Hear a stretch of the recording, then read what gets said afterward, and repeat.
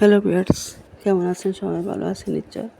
আজকে আমি হালিম রান্না করার জন্য কিছু সরঞ্জাম এখানে মুসুর ডাল, মুগ ডাল, চনার ডাল, তারপরে খেসারির ডাল, চাল সব কিছু 250 গ্রাম করে আমি নিয়েছি।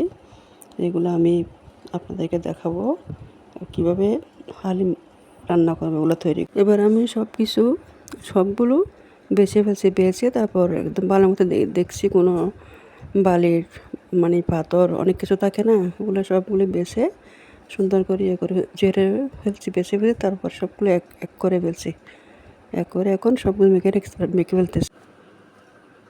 এবার আমি ছাদে এগুলোকে শুকাতে দিলাম।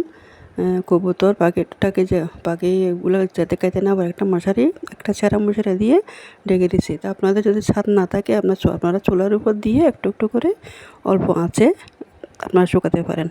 এগুলো একদম সারা দিয়ে রোদ লাগাইছি, রোদ লাগাই একদম মুচমুচে হয়ে গেছে। এবার দেখেন এগুলোকে আমি ব্লেন্ড করব।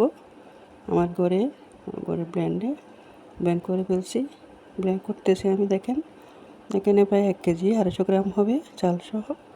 আপনারা করে আমি যেভাবে হালিম রান্না করে আপনাদেরকে দেখাবো আজকে। এখানে দেখতেছেন আমি নর্মাল 1 কাপ ওখানে গুঁড়িয়ে ডালের গুঁড়ো নিয়ে ফুটন্ত পানিতে ভিজে রাখছি, সেহরি খাবার সময় ভিজে রাখছি।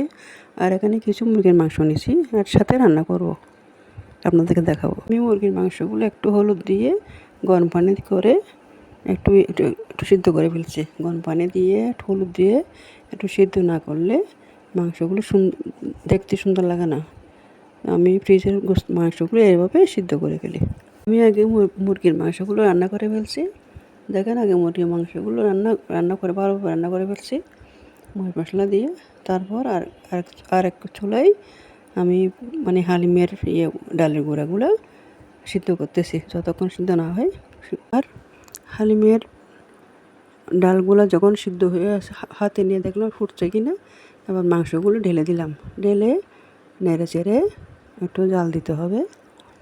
নেড়ে চেড়ে জাল দিয়ে ফেললাম।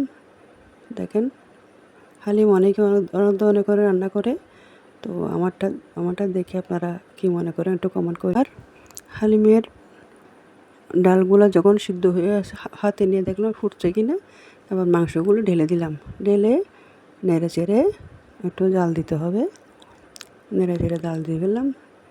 দেখেন হালিম অনেকে অনেক ধরনের করে রান্না করে, তো আমারটা দেখে আপনারা কি মনে করেন একটু কমেন্ট করে।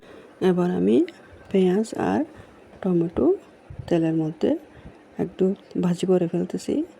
হালিমের মধ্যে ভাজি করার পর আবার হালিমগুলো ঢেলে দিছি। দেখেন ঢেলে তারপর উল্টা পাল্টা একটু নাড়তে হবে। পেঁয়াজ আর তেল না দিলে, পরিমাণ মতো তেল আর পেঁয়াজ না দিলে হালিম কিন্তু মজা হয় না। বেশি করে একটু তেল পেঁয়াজ দিতে হয়, না হয় মজা হয় না। এবার দেখেন, এবার পরিবেশন করুন। পেঁয়াজ বেরেস্তা দিছি, তারপরে পুদিনা পাতা দিলাম। পুদিনা পাতা দেওয়ার পর একটু শুকনো মরিচ দিলাম। এভাবে করে পরিবেশন করুন। কেমন লাগে দেখিয়েন আমার রান্না।